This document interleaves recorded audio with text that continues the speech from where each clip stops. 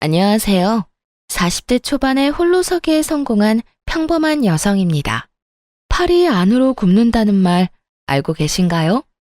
보통 자기 가족을 두둔할 때 쓰는 말인데요. 오늘 그 때문에 패가망신한 시댁에 대한 사연을 여러분에게 들려드릴까 해요. 저는 아주 평범한 회사원이었고 남편도 괜찮은 회사를 다니던 맞벌이 부부였어요. 시댁에는 시부모와 시누이가 있었죠. 시누이는 늦둥이로 남편보다 10살가량 어렸어요.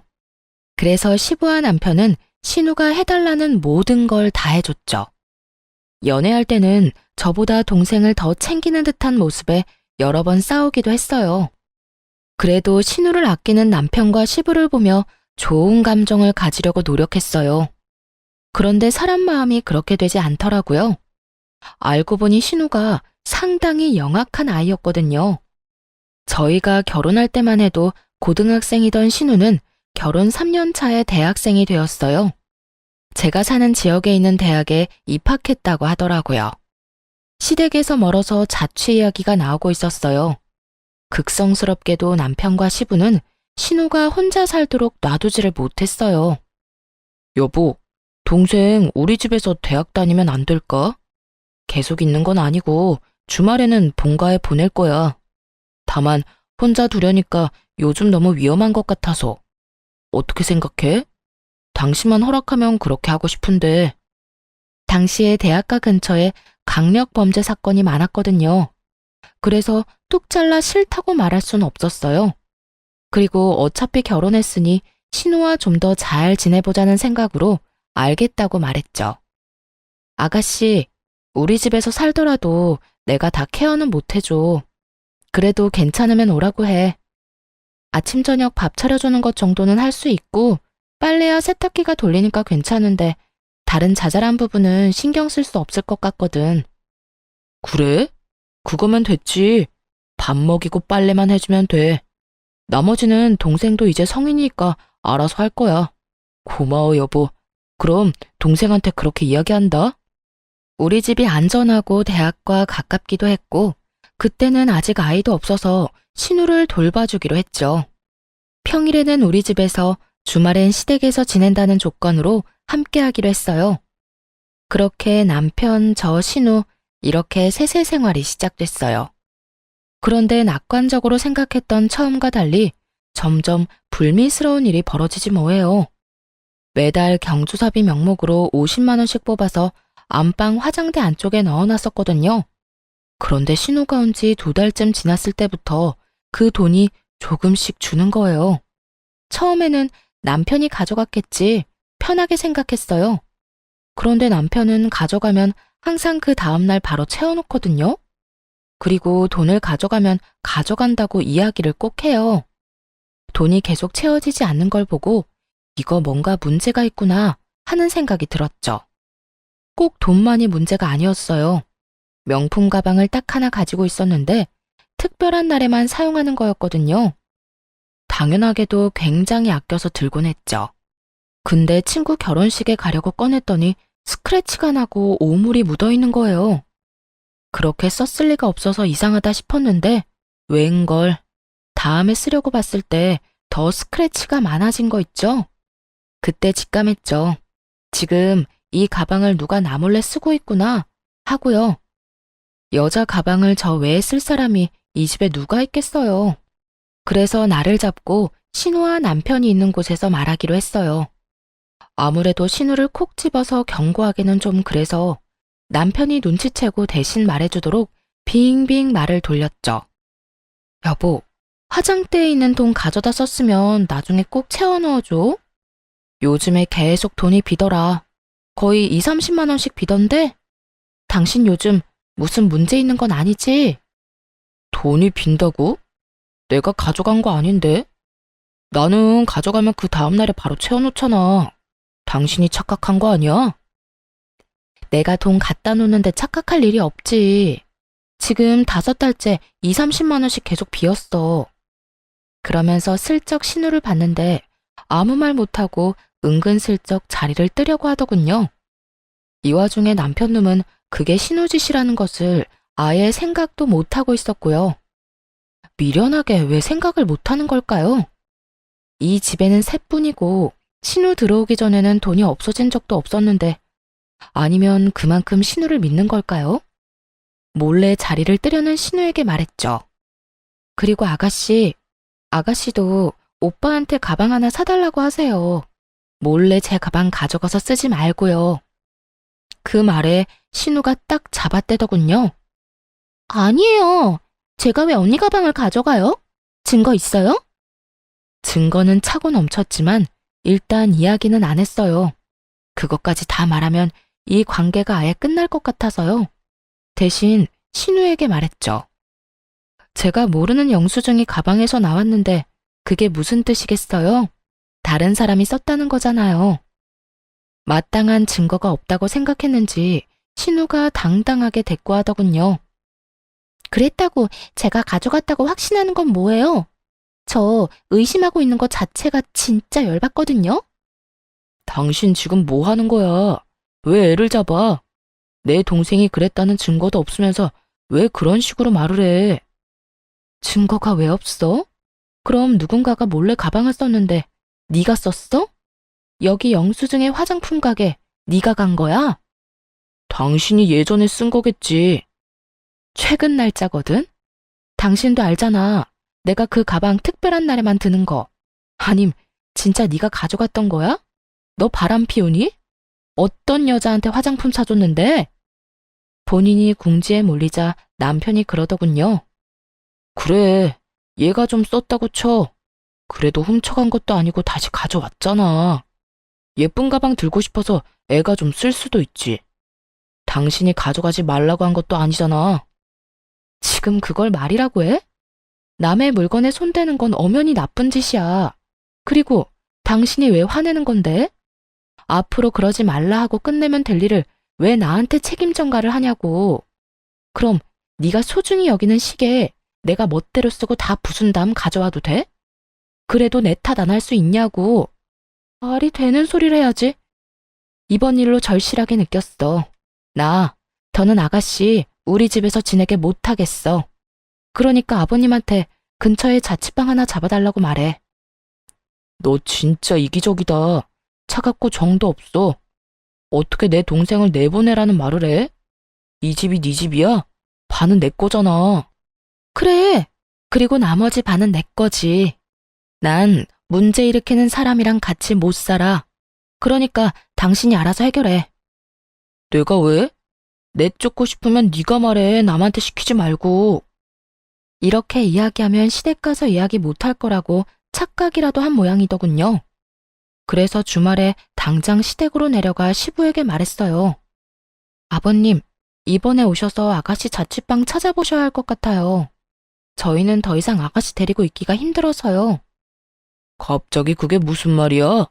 너희가 봐주기로 했잖아. 밥하고 빨래만 너희 거 하면서 같이 해주면 되는데 그게 뭐가 그렇게 힘들어? 그건 안 힘들어요. 다른 부분이 문제라서 그렇죠. 뭐가 문제인데 그래? 이런 말 드리기 좀 그렇지만 아가씨가 저희 집 물건을 좀 함부로 써요. 제 물건 함부로 가져다 쓰는 건 그렇다 칠게요.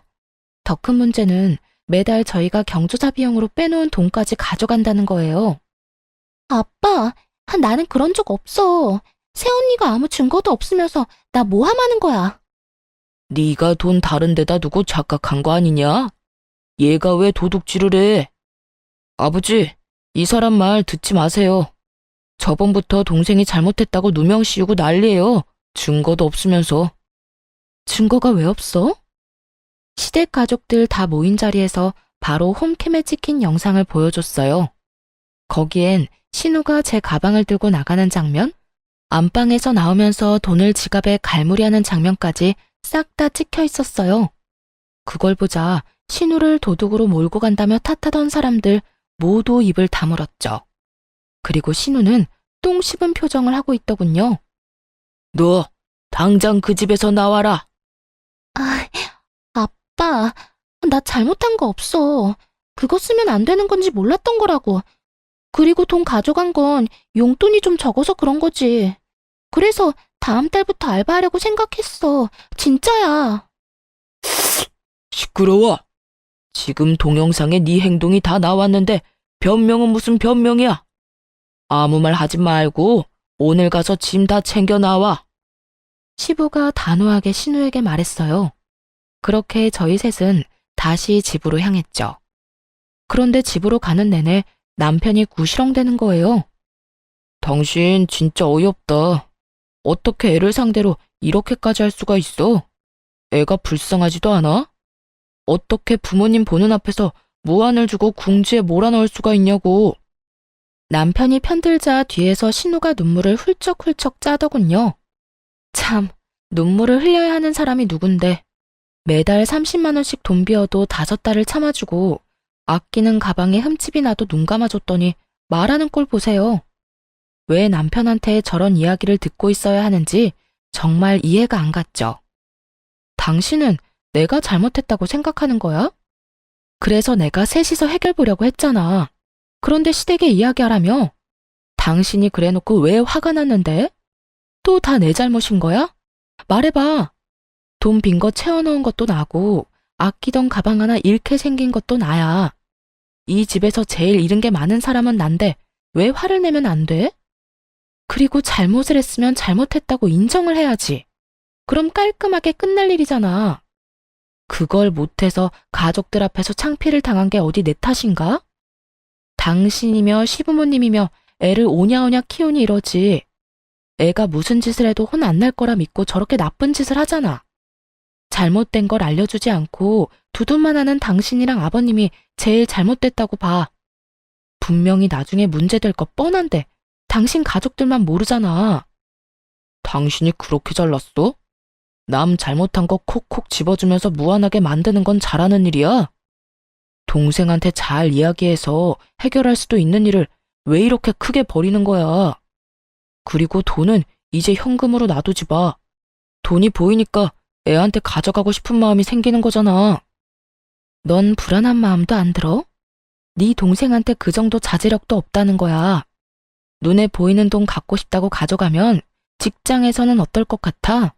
잘 좀 생각해라. 진짜로 네가 네 동생 앞날 생각하면 따끔하게 야단쳐야 하는 거야. 지금 나한테 이럴 게 아니라. 그저 동생 감싸기에 급급한 남편놈과 저를 째려보는 신우. 답도 없는 두 명 때문에 한숨만 푹푹 쉬어댔어요. 돈 욕심도 많은데 반성은 전혀 하지 않는 신우의 미래가 뻔히 보였으니까요. 가족들이 저 모양이니 고칠 수 있는 기회도 없을 테고요. 신우와 가깝게 지내야겠다는 생각은 버리기로 했어요. 마침 그 생각에 신우가 확신을 주더군요.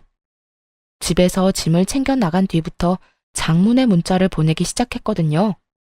언니가 무슨 자격으로 나를 내쫓아요? 거기는 우리 오빠 집이에요. 나는 함정에 당한 거라고요. 왜 카메라를 달아놓고 이야기 안 했어요? 나 골탕 먹이려고 그런 거죠? 그게 있다고 들었으면 그런 식으로 돈 빌려가려고는 안 했을 거예요. 이런 식의 어이없는 말들이었죠. 당연히 그 뒤에는 제 욕도 덧붙여져 있었고요. 새언니라고 부르기도 역겨워서 이제는 아줌마라고 부를게요. 아줌마, 저 아줌마 절대로 용서 못해요. 우리 오빠랑 헤어지도록 만들 거예요. 그리고 이런 식으로 신우 골탕 먹이는 거 아줌마네 엄마도 알아요? 나중에 아줌마도 나처럼 가족들 앞에서 죽을 만큼 부끄럽게 될 줄 알아요. 하긴 아줌마네 가족도 똑같이 뻔뻔하겠지. 안 그래요? 오빠는 왜 이런 사람이랑 결혼했는지 몰라? 2번 다시 내 앞에 얼굴 보이지 마세요. 하나부터 10까지 일방적인 비방만 가득한 문자였습니다. 그리고 자기가 잘못했다는 말은 하나도 없더군요. 답장은 단 한 번도 보낸 적 없어요. 처음에는 허공에 대고 쇼하는 것 같았는지 더 심한 욕설을 보냈는데 다 무시했더니 그 뒤로는 보내지 않더군요. 대신 그 문자와 전화 내용을 고스란히 저장해뒀어요. 언젠가는 쓰일 거라는 생각이 들었거든요. 그렇게 신우와는 사이가 멀어졌어요. 동시에 시부모와도 서먹해졌죠. 그분들은 어른인 제가 신우를 감싸주지 못했다며 탓하고 싶었던 모양이에요. 신우가 잘못했다는 걸 뻔히 알면서도 말이에요. 하지만 실제로 피해를 입은 건 이쪽이니까 뭐라 말은 못하더군요. 쪼잔하게 행동과 표정으로 탐탁치 않아 한다는 걸 보여줄 뿐이었죠. 그리고 신우는 대학 2학년 때 중퇴를 했어요. 본인 말로는 취직이 됐다며 서울로 향했는데 딱히 큰 기대는 하지 않았어요. 잘 다니던 대학을 그만두면서까지 갈 직장이 대체 어디라고요? 남편과 시부만이 좋은 곳에 갔을 거라며 좋아하더군요. 그런데 신우가 직장에 취직한 후 180도로 달라진 모습으로 연락을 해오더군요. 한껏 나를 세우며 얼굴 보이지 말라던 건 까맣게 잊고 말이죠. 언니, 잘 지내요? 요즘 많이 바쁘죠? 제가 취직한 건 알고 있죠? 사실은 오빠한테도 곧 말할 건데 투자와 관련된 회사에 취직을 했어요. 그래서 짜투리 돈이라도 있으면 저희 쪽으로 투자하라고 연락한 거예요. 수익 진짜 확실하고요. 가족이니까 더 잘해줄 자신 있어요. 딱 들으니 의심스러운 말투였지만 웃으며 이야기했죠. 아가씨, 그런 돈이 있으면 이렇게 힘들게 살겠어요? 남편도 얼마 전까지 실직 상태였던 건 알죠? 6개월 동안 저 혼자 벌어서 생활하느라 돈이라고는 눈 씻고 봐도 없어요. 그때 빌린 돈 갚느라 힘들고요. 만약 돈이 생기면 직접 아가씨한테 연락할게요. 그렇게 돌려서 거절했어요. 남편이 중간에 갑작스럽게 퇴사를 하고 나오는 바람에 실제로 돈도 없었고요. 그러고도 결국 돈이 모자라 그 뒤치다꺼리를 얼마나 했는데요. 어느 정도였냐면 친정 부모님에게까지 돈을 빌렸었거든요. 결혼할 때 아파트 비용으로 1억 정도 마련해 주시느라 많이 애쓰셨는데 그런 상태에서 2천만 원을 더 빌려서 써서 미안한 마음뿐이었어요. 그래서 최대한 빨리 돌려드릴 생각으로 약 1년간 돈을 모으고 있었죠. 그렇게 신우와의 통화를 끊고 남편에게 말했어요. 당신 혹시라도 아가씨가 투자하라고 하면 절대 하지 마. 알았지? 우리 지금 돈 갚는 것만으로도 버거워. 나중에 당신 돈 더 벌고 나서 목돈 좀 생기면 해주든지. 아무튼 지금은 절대로 먼저 나서서 할 생각 하지 마. 알았어. 내가 애야. 알아서 다 잘할 거니까 걱정 마. 남편은 호기롭게 대답했지만 왠지 모르게 걱정이 되기 시작했어요. 그래도 돈으로 사고 친 적은 없었으니 마음 편히 있었죠. 그런데 며칠 후 시부가 잠깐 시댁에 오라고 하더군요. 할 말이 있다고 말이죠. 무슨 일일까 하면서 갔더니 정말 어이없는 말을 꺼냈어요. 막내가 일하러 서울로 갔는데 자취를 해야 한다고 하네. 전세보증금 좀 빌려달라는데 우리도 돈이 별로 없어. 너희가 돈 좀 보태주면 안 되겠니? 그냥 달라는 건 아니고 빌려달라는 거야. 두 사람을 데려다 놓고 말하고 있었지만 실상은 저한테 하는 말이었어요. 남편이었다면 말할 것도 없이 무조건 빌려줬을 테니까요. 그래서 딱 잘라 거절했죠. 아버님, 죄송한데 안 될 것 같아요. 결혼 후에 남편이 실직하고 힘들 때 친정에서 돈을 좀 빌렸었거든요. 원래 쓸 곳이 있는 돈이어서 저희가 빨리 돌려드려야 해요. 아니, 꼴랑 6개월 쉬었는데 무슨 돈을 빌려? 너희 돈 모아둔 거 하나도 없었어? 결혼할 때 남편이 대출을 많이 끼는 바람에 대출금이 워낙 많아서요. 사실 제가 버는 것만으로는 생활비도 감당이 안 됐거든요. 게다가 실업급여도 받을 수 없었다고 했고요. 그래서 돈이 하나도 없는 거야? 너희 진짜 이렇게 살아서 어쩌려고 그러냐? 미래 좀 생각하면서 살아야지. 그러게 말이에요. 이런 변수가 있으면 돈 모으기가 어렵잖아요. 그냥 좀 참고 일하든 아니면 다른 직장 알아보고 나오든 해야 했는데 자기 마음에 안 든다고 남편이 무턱대고 나와버렸으니 어쩌겠어요. 게다가 오랫동안 일한 것도 아니고요. 남편은 결혼할 때 퇴사를 하고 그 퇴직금을 결혼 비용으로 사용했었어요. 그 다음 회사에서 3년을 일하다가 자기랑 안 맞는다고 때려치우고 나온 거예요. 그러니 실업급여도 못 받고 퇴직금은 얼마 되지도 않았죠. 그렇게 나와서 6개월간 취직은 못했지. 돈은 매달 빠져나가지. 혼자 돈을 벌어야 했던 저까지 힘든 상황이었죠. 자기 아들 잘못이니 시부도 더 말을 못하더라고요. 시댁에서 나오면서 남편에게 말했어요. 통장에 모아둔 돈 있지? 그거 나한테 줘.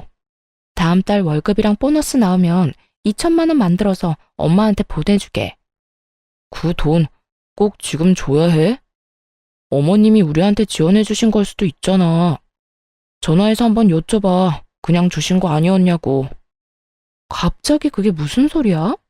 너 설마 그 돈 썼어? 아니, 그게 동생 빌려줬어. 미쳤어?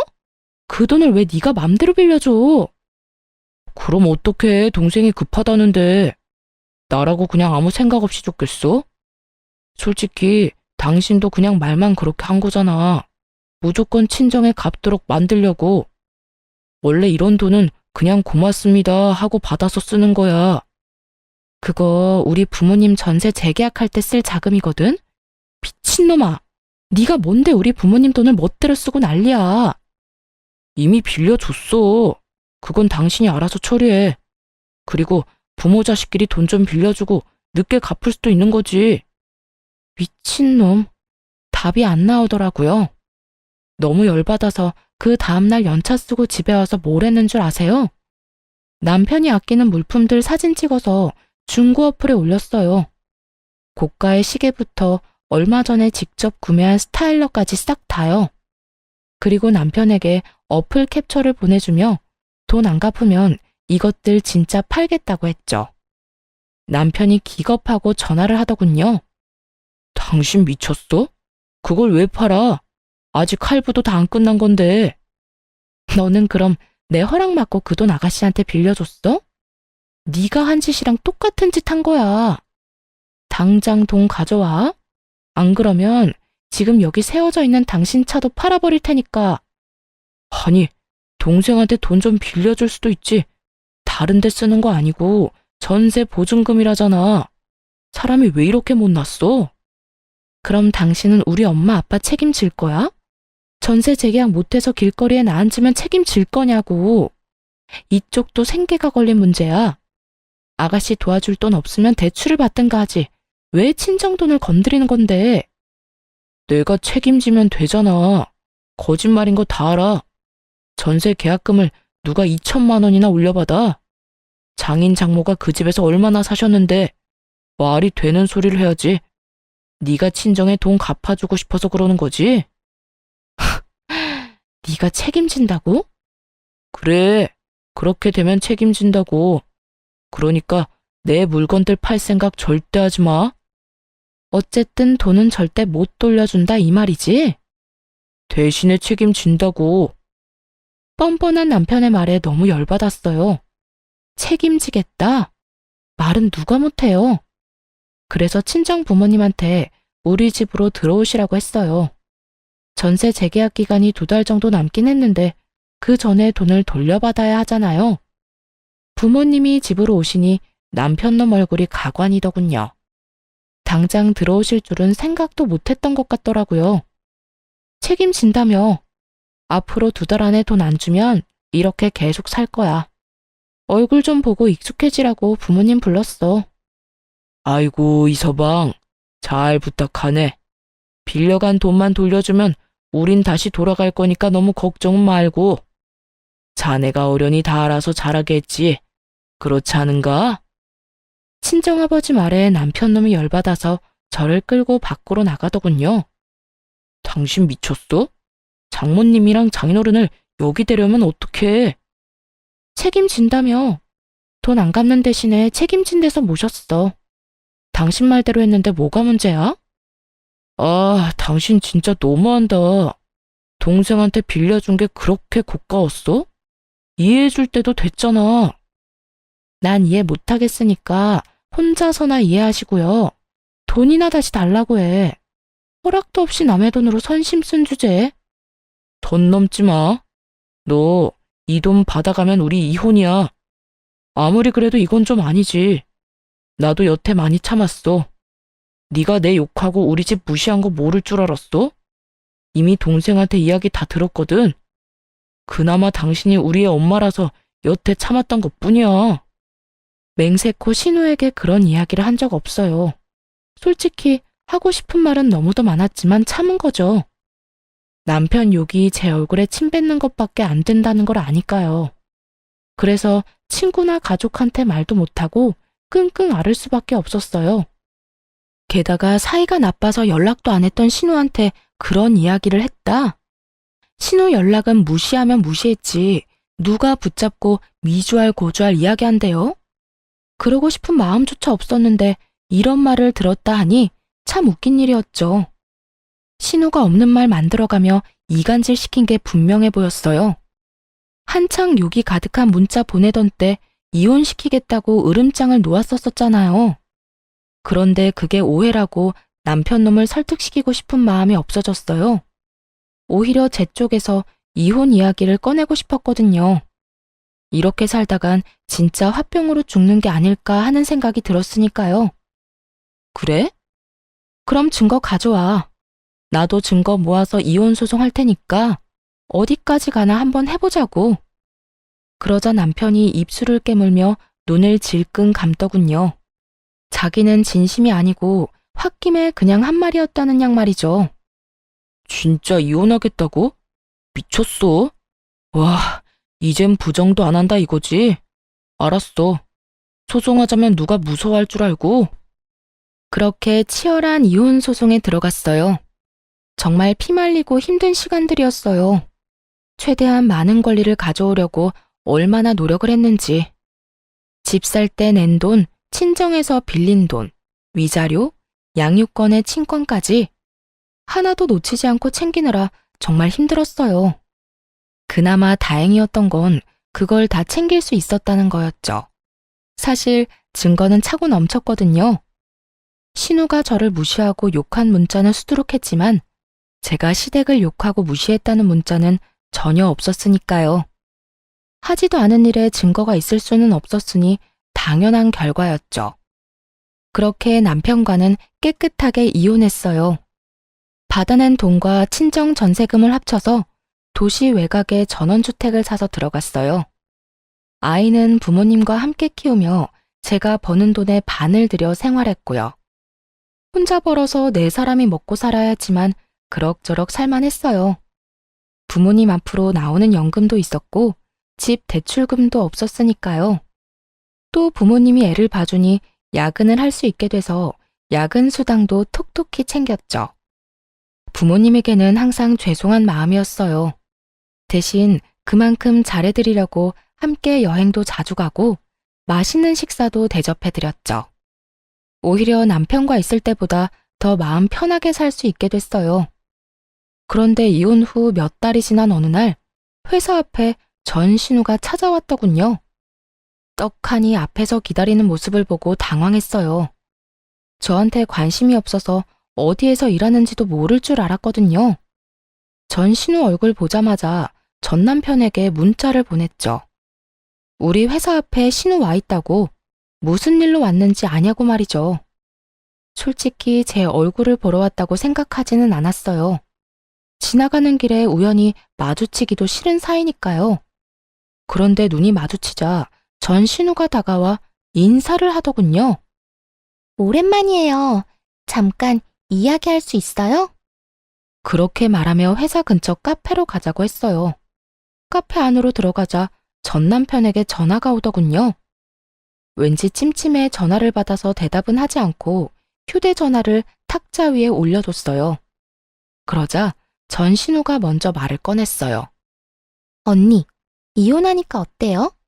혼자서 애 키우면서 돈 버니까 힘들죠? 그런 말 하려고 나 불렀니?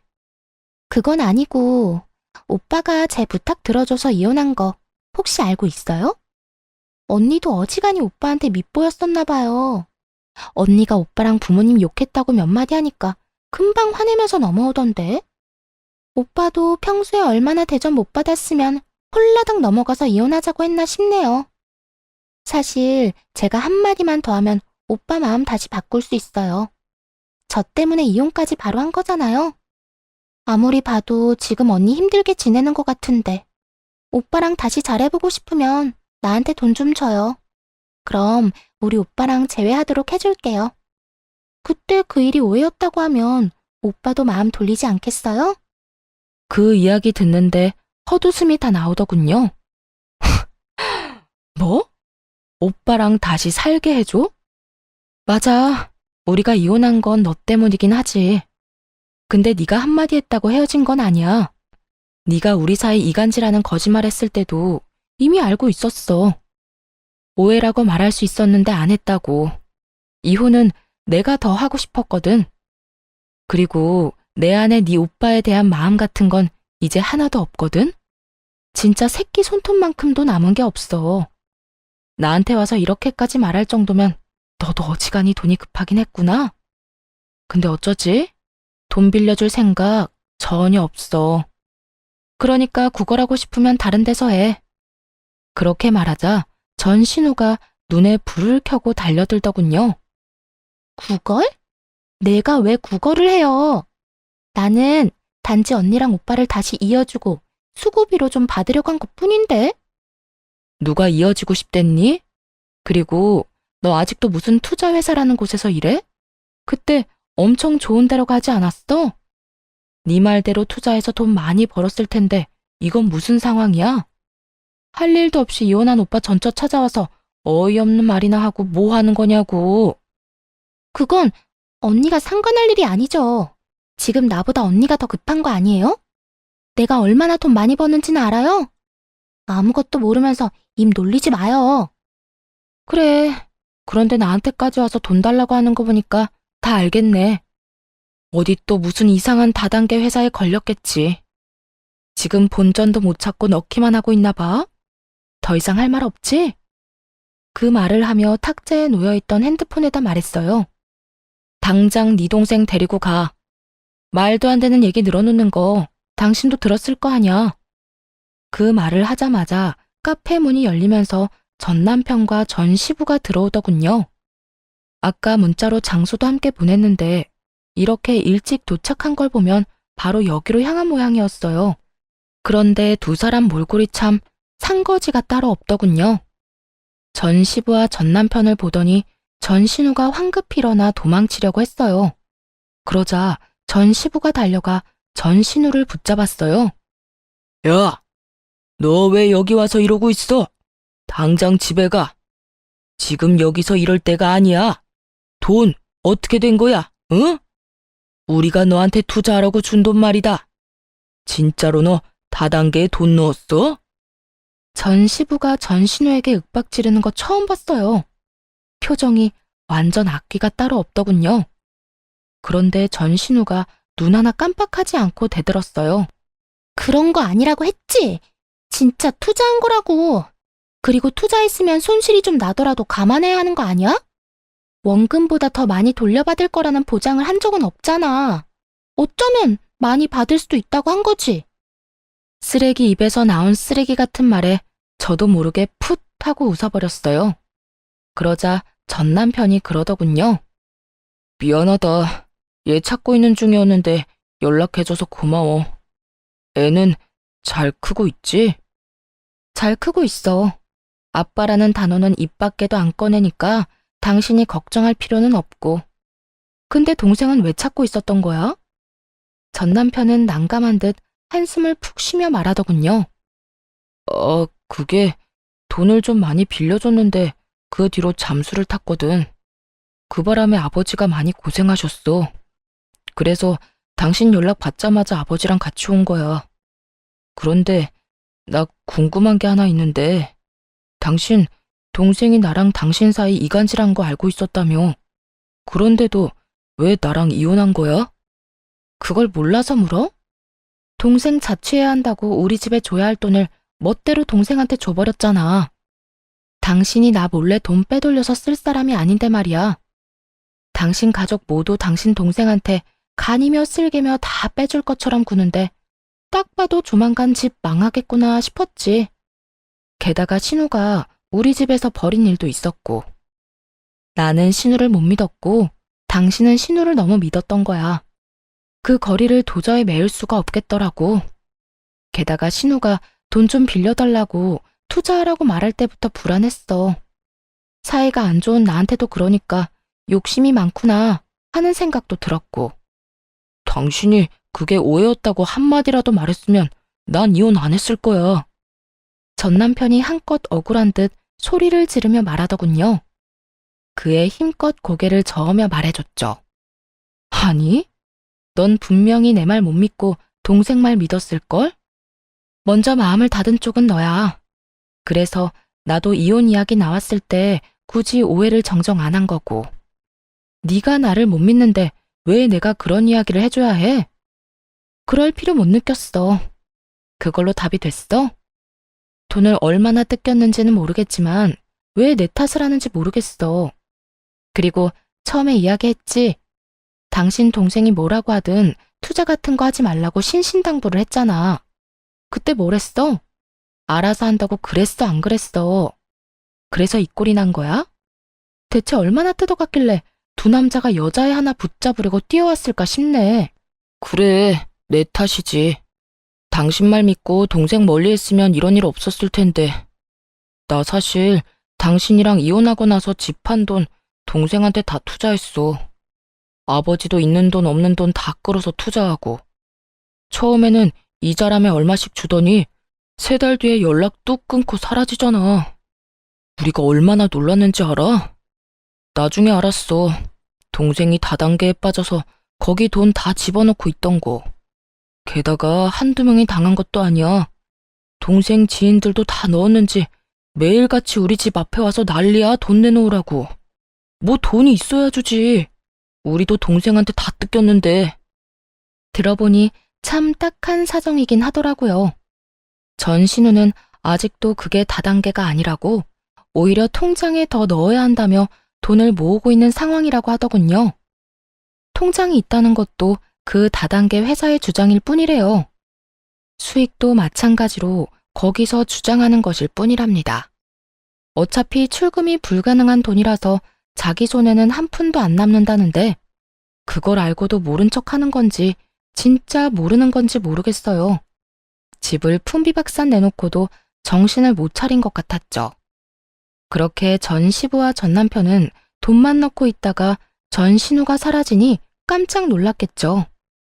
혹시라도 돈 떼먹고 도망갈까봐 급히 신우를 찾아다녔던 거라고 하더군요. 뭐 세간살이 팔아서 다단계에 돈 집어넣었다고 하면 이미 볼장 다 본 거죠. 전 남편이 그러더군요. 당신은 다 알면서 혼자만 빠져나간 거였어. 한마디라도 해줬으면. 해줬더라도 그게 네 귀에 들어갔겠어? 내 욕만 한 바가지 했겠지. 내가 그랬지? 동생이 나쁜 길로 가는 것 같으면 따끔하게 혼내야 한다고. 그래야 그런 짓 2번 다시는 못한다고. 그런데 오냐오냐만 하고 있으니 이 난리가 나지. 가족, 지인들 돈 빌려서 다단계에 투자하는 게 나쁜 건지 좋은 건지도 모르고. 너랑 네 부모님이 애를 이렇게 만든 거니 남 탓하지 마. 어차피 그때 넌 절대 내 말 안 들었을 거야. 나도 그걸 아니까 이혼한 거고. 결혼도 이혼도 타이밍이야. 지금 와서 후회해봤자 아무짝에도 쓸모없거든? 참 웃기지도 않더라고요. 왜 남 탓을 하는지? 본인이 눈, 귀 다 막아놓고 이제 와서 왜 너만 빠져나갔냐? 라고 하냔 말이에요. 저도 편하게 빠져나간 건 아니잖아요.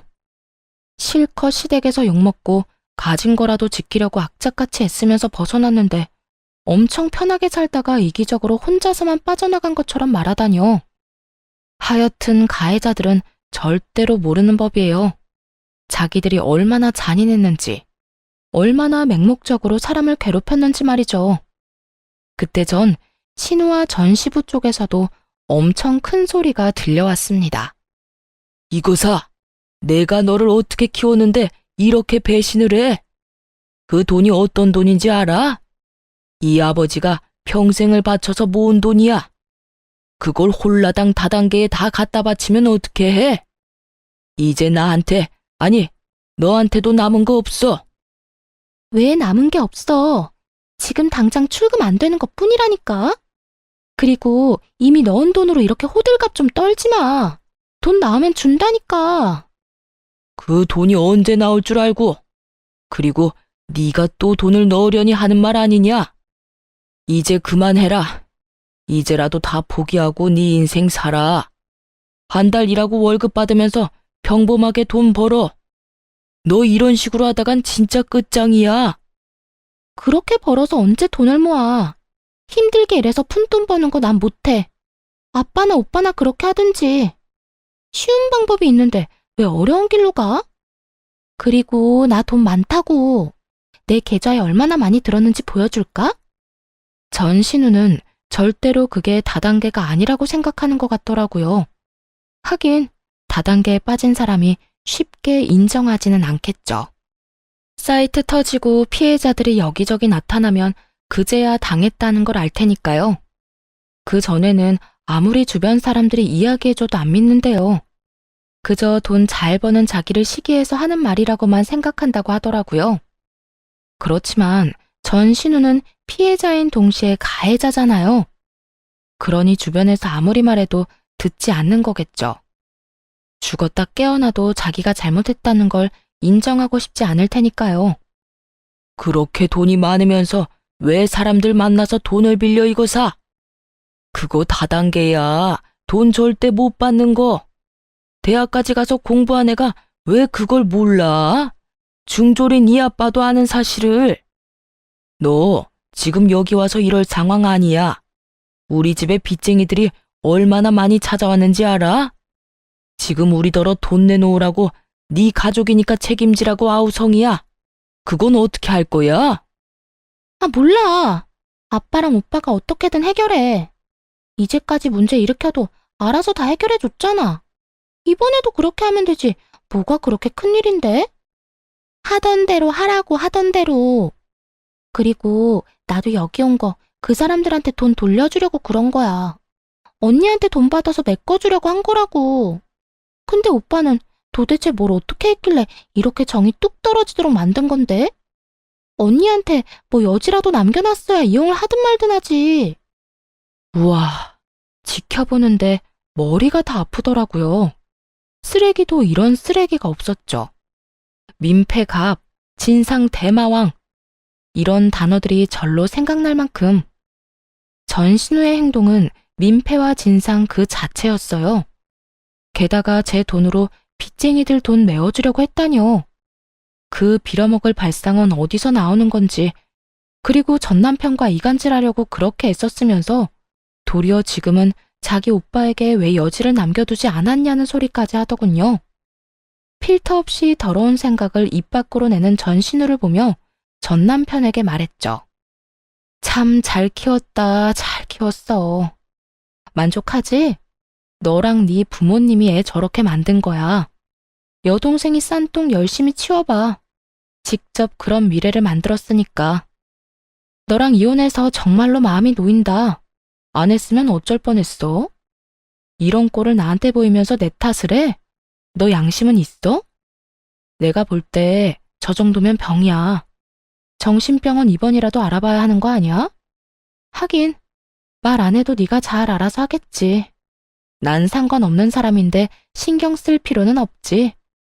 전 남편은 쪽팔린 듯 고개를 숙이고 손바닥으로 연신 마른 세수만 하고 있더군요. 그런 아수라장을 두고 밖으로 나가며 전 남편과 전 신우에게 경고했어요. 이런 식으로 한 번만 더 찾아오면 만나주지 않고 경찰에 신고부터 할 거야. 그러니까 앞으로 연락하지 마. 이런 쓸데없는 데 시간 뺏기고 싶지 않거든. 지지고 볶고 싸우고 싶으면 가족들끼리 알아서 하라고. 그 뒤로 한두 달 뒤에 전 시댁 소식을 대충 듣게 됐어요. 전 신우는 제 말대로 정신병원 상담하고 입원하게 됐다고 하더군요. 본인도 어떻게 할 수 없다는 걸 잘 알고 있었던 것인지, 아니면 빚 독촉하는 사람들에게 돈 갚을 길이 없으니 도망간 것인지 모르겠지만 스스로 입원을 결정했다고 했어요.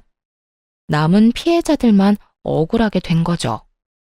그리고 전 남편과 전 시부는 월세 들어 살면서 힘들게 빚 갚고 있다고 들었어요.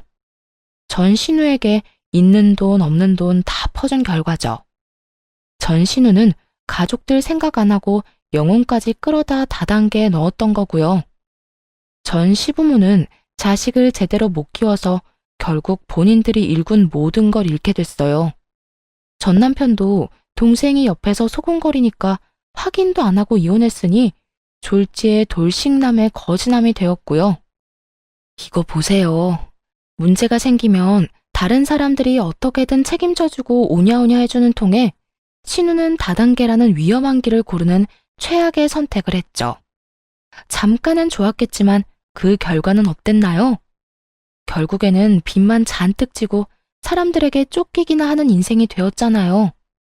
내 가족이 소중한 건 너무나 당연하지만 그럴수록 지켜야 할 성과 예의를 잘 가르치는 게 중요하다고 생각해요.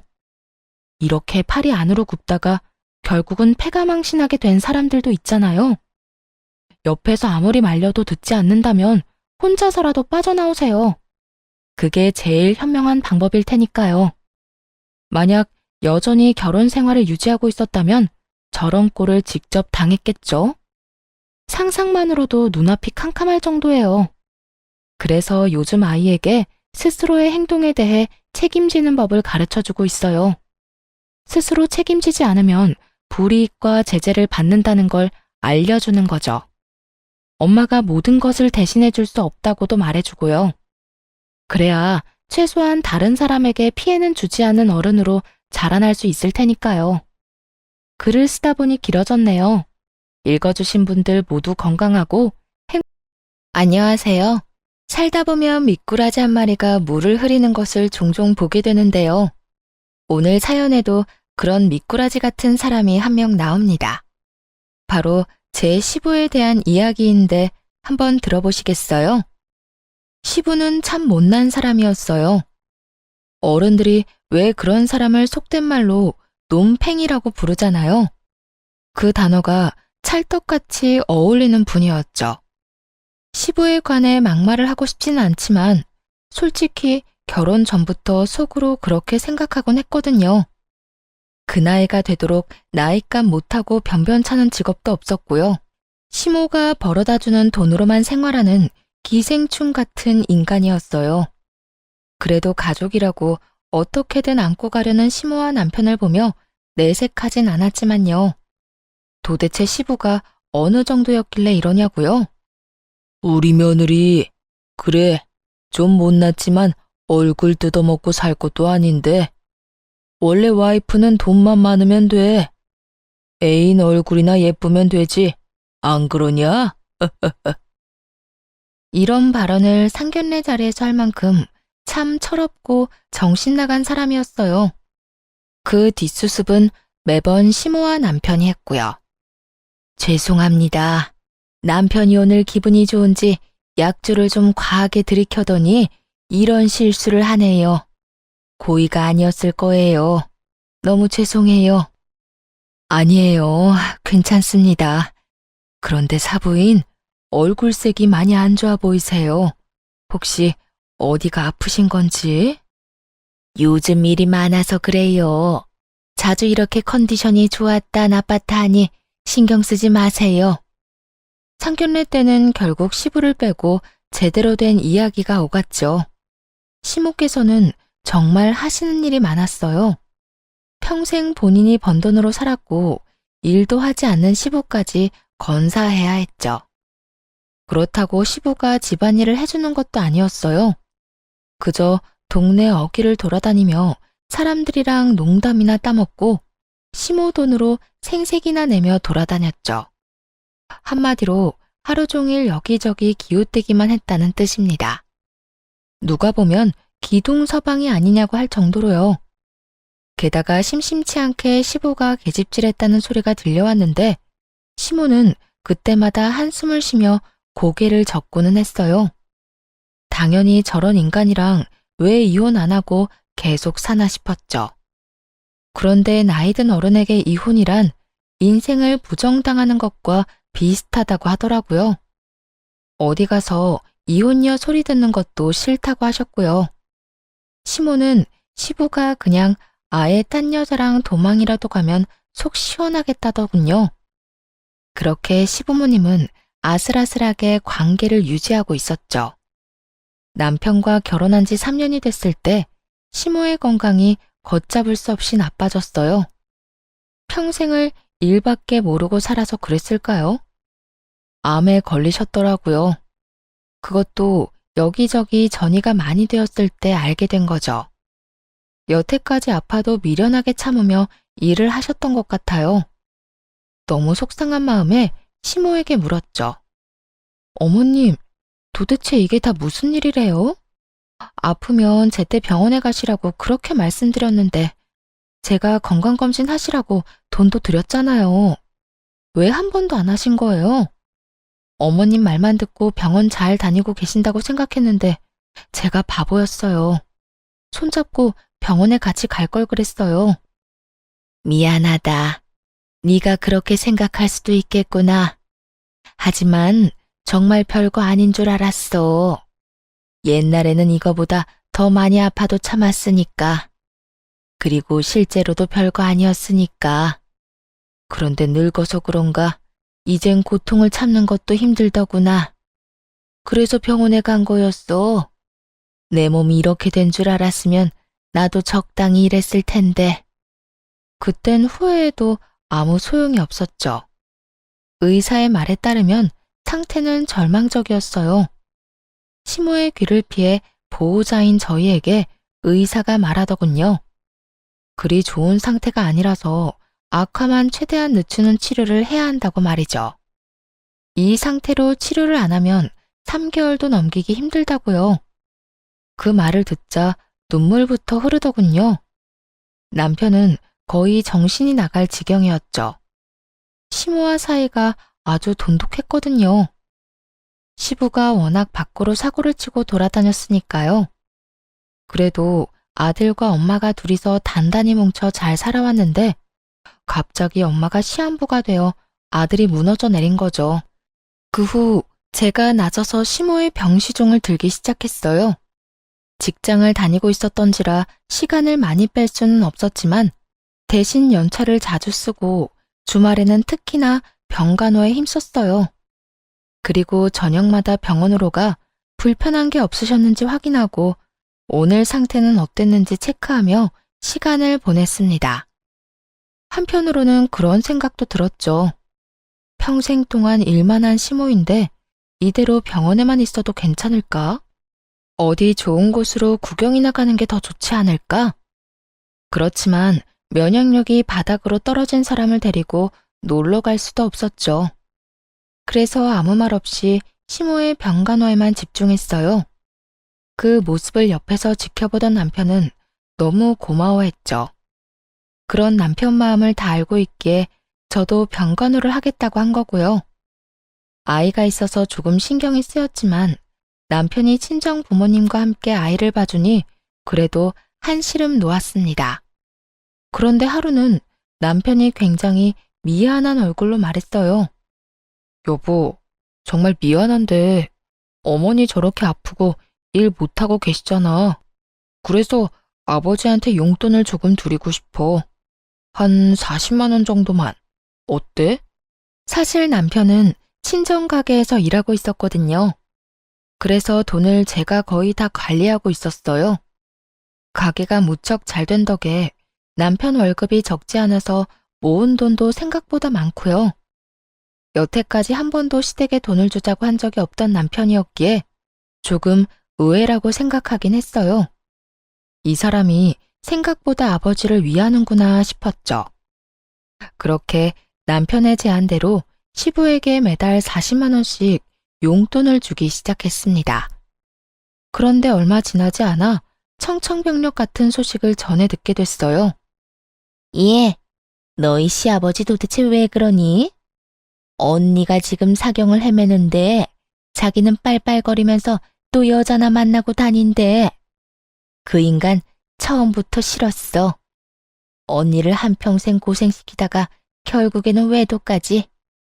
언니가 이혼 안 한다고 고집 피워도 아예 둘 사이를 확 끊어놨어야 하는데 결국 죽기 전에 이 꼴을 당하잖아.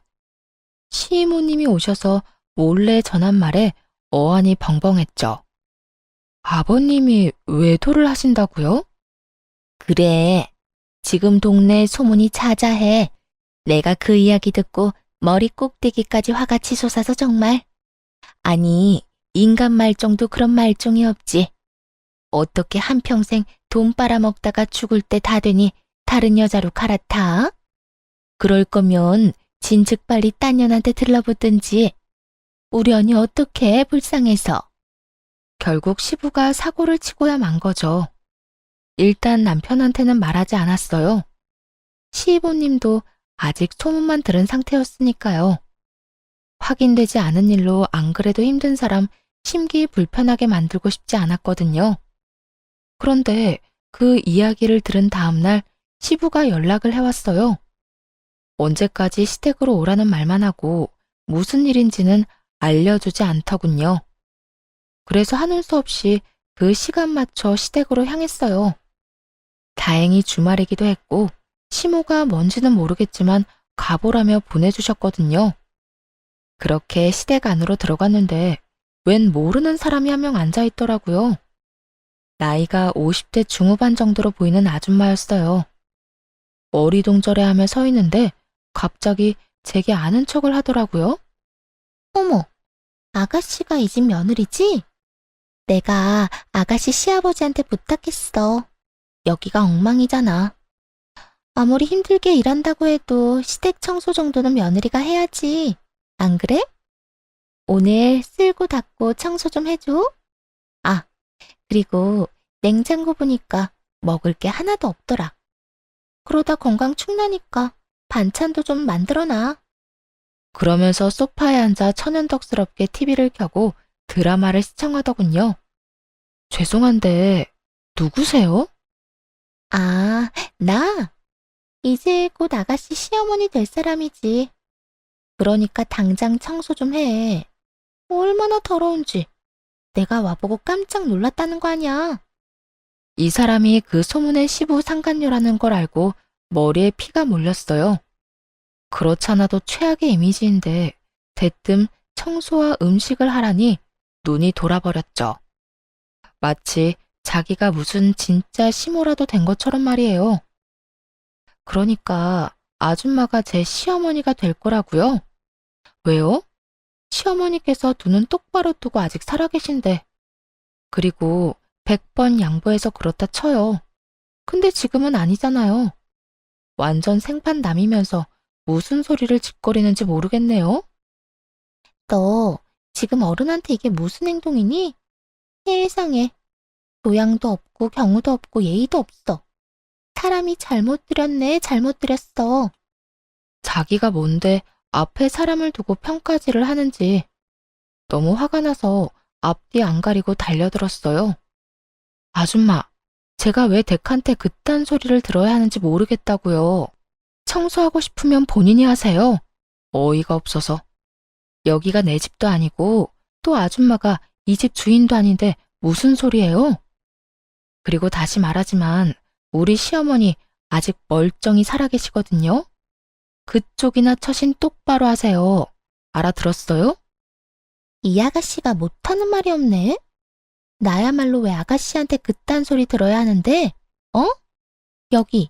여기 와봐. 세상에. 자기 며느리 잘못 들였어. 아주 예의도 없고 경우도 없고 내가 누군지 알면서도 얼굴 빳빳하게 들고 청소 못하겠다고 하는 거 봤지? 때마침 시부가 등장했어요. 그러자 상간녀는 기세가 등등해져서는 막 퍼붓더군요. 시부가 짐짓 엄한 표정을 지으며 아랫사람을 혼내듯 말했어요. 너 내가 여기 왜 오라고 했는지 알아? 다 이 사람 소개해 주려고 그런 거야. 근데 어떻게 이렇게 무례하게 굴 수가 있냐?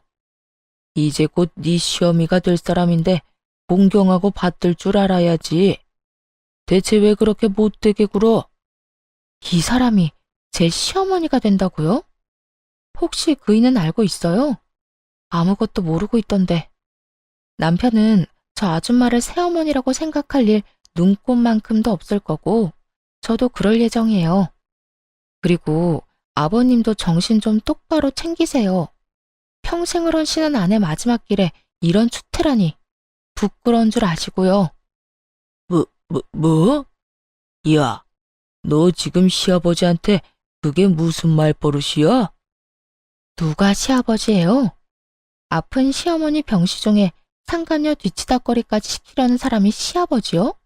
아니, 사람이 맞긴 한가요? 너 말 다 했어?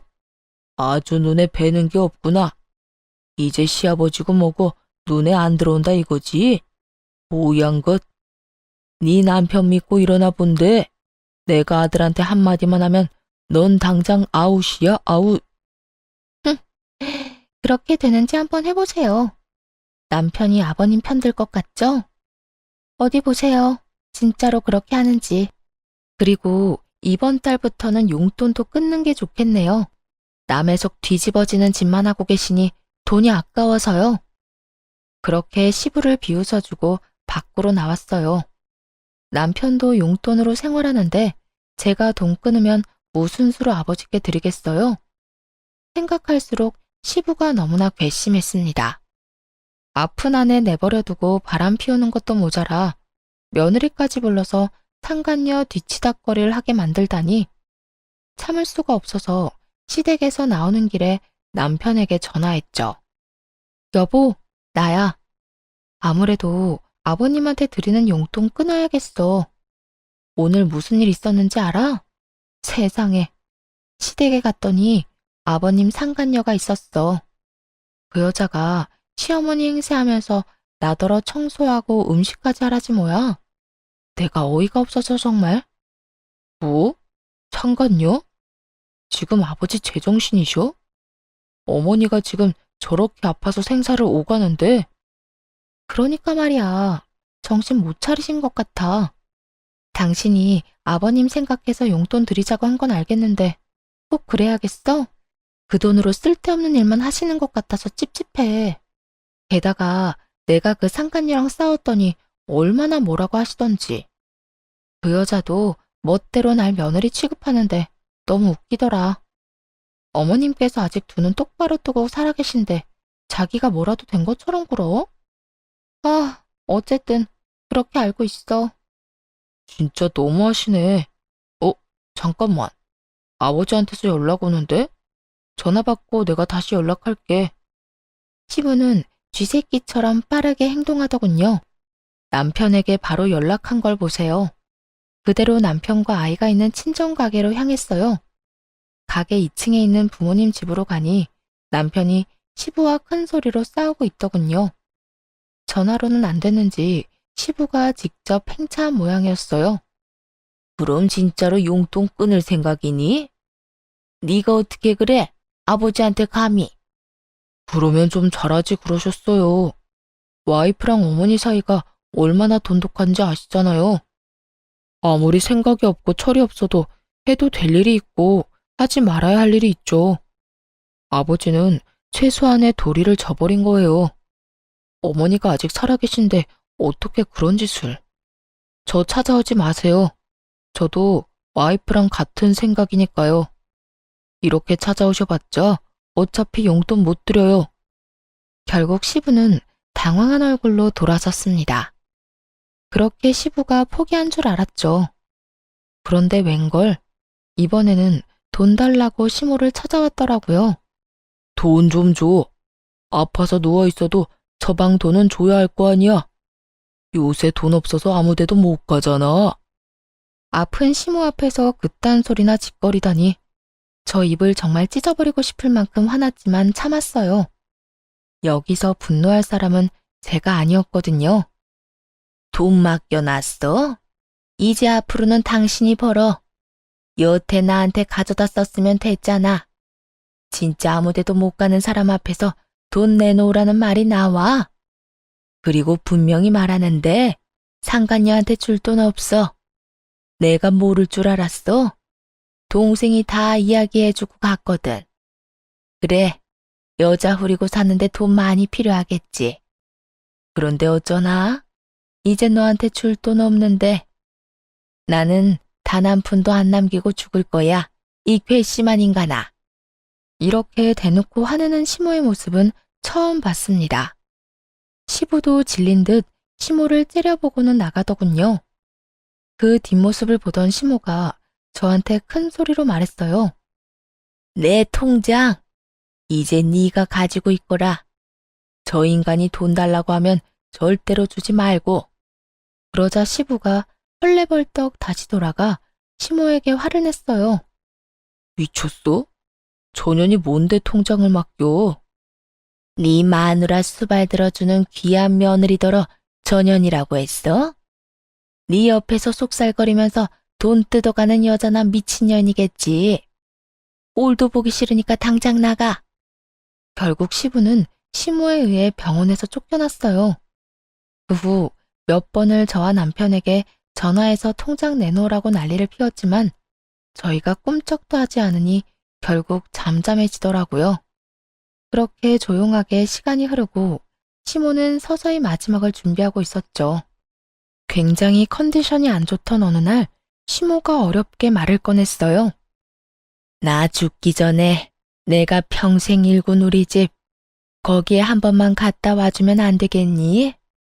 우리 아들이랑 둘이서 오순도순 지내던 집인데 죽기 전에 한 번만 더 둘러보고 싶구나. 시모가 그 집을 얼마나 소중하게 생각하는지는 이미 눈치채고 있었어요. 없는 살림에 열심히 일해서 겨우겨우 가지게 된 집이라고 들었거든요. 아들도 키우고 일도 안 하는 남편 뒤치다꺼리까지 해가면서 말이죠. 지방 외곽에 있어서 그렇게 비싼 집은 아니었지만 시모에게는 그저 단순한 집 그 이상의 의미였을 거예요. 그래서 시모의 부탁을 그냥 흘려들을 수 없었고요. 의사 선생님과 상의해서 다행히 시모와 잠시 외출할 수 있도록 허락을 받아냈어요.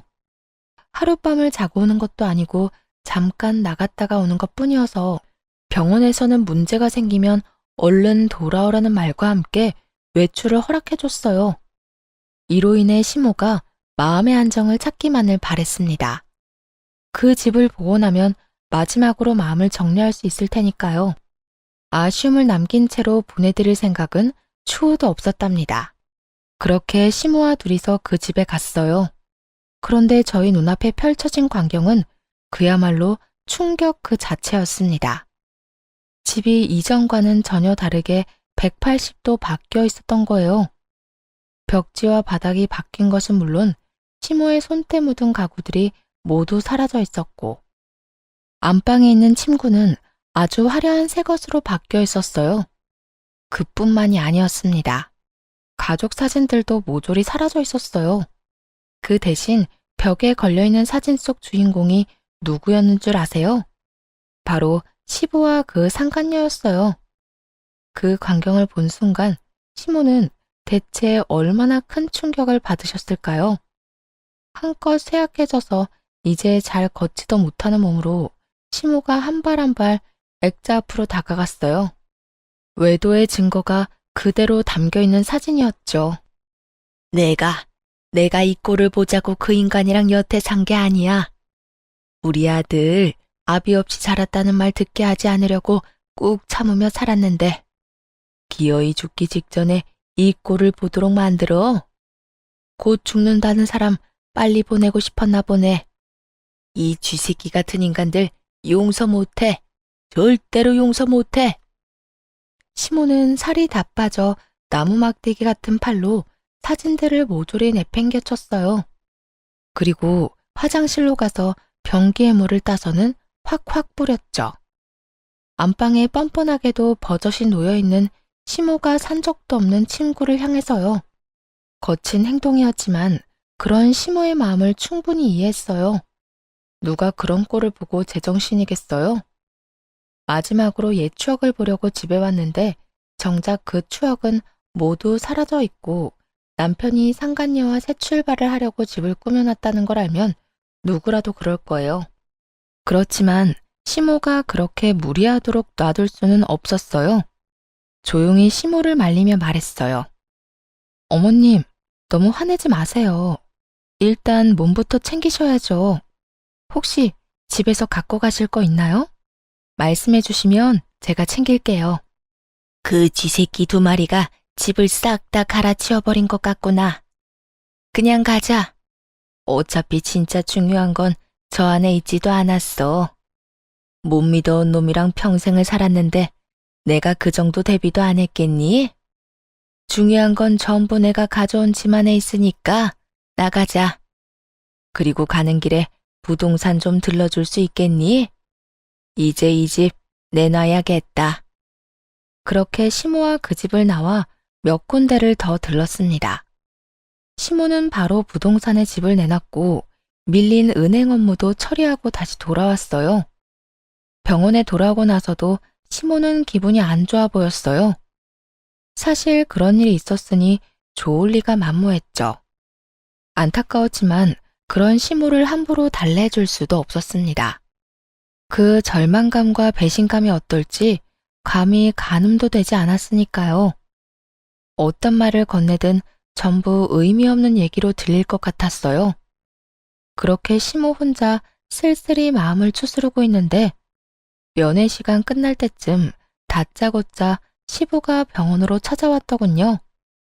그러더니 저를 향해 삿대질을 하며 욕을 하는 거예요. 야, 네가 우리 집에 와서 사고 치고 갔지? 집을 아주 난장판으로 만들어 놨던데 너 지금 시하냐? 이제 시아버지 자격 없다고 깽판 치고 간 거냐고? 정신 나갔어? 네가 싫으면 싫었지 우리 집에 와서 왜 난리를 쳐? 너 내가 고소할 거야. 남의 집 엉망으로 만든 거 다 경찰서에 신고할 거라고. 너무 한심해서 대꾸할 가치도 못 느꼈습니다. 옆에서 듣던 시모가 참지 못하고 시부에게 한마디 날렸어요. 그거 내가 했다. 외출증 끊어서 갔다가 난장판 만들어 놓고 왔어. 바퀴벌레 한 쌍이 우리 집에다 헛짓을 해놨길래 그랬다고. 그래서 지금 그것 때문에 화내는 거야? 여태 아픈 마누라 한 번을 들여다보지도 않다가 이제 와서 네가 무슨 자격으로 감히 여길 들어와? 앞으로는 못 들어와. 못 들어오게 막을 거니까. 네 얼굴만 보면 구역질 나고 기분이 더러워서 안정이 안 되거든. 그리고 신고하려면 해. 내가 그 집 그렇게 만들었으니까 나를 신고하라고. 물론 할 수 있으면 말이야. 그 집이 내 집인 건 알지? 당신 집은 코딱지만큼도 안 들어간 것도 알고 있지? 그런 주제에 내 짐 다 빼고 상간녀 짐을 들여놔? 상간녀랑 내 집에다 신혼집 차리려고 작정했어? 네가 인간이야? 뭐? 당신이 어떻게 우리 집에 왔어? 아파서 빌빌거리면서 집에는 또 왜 왔대?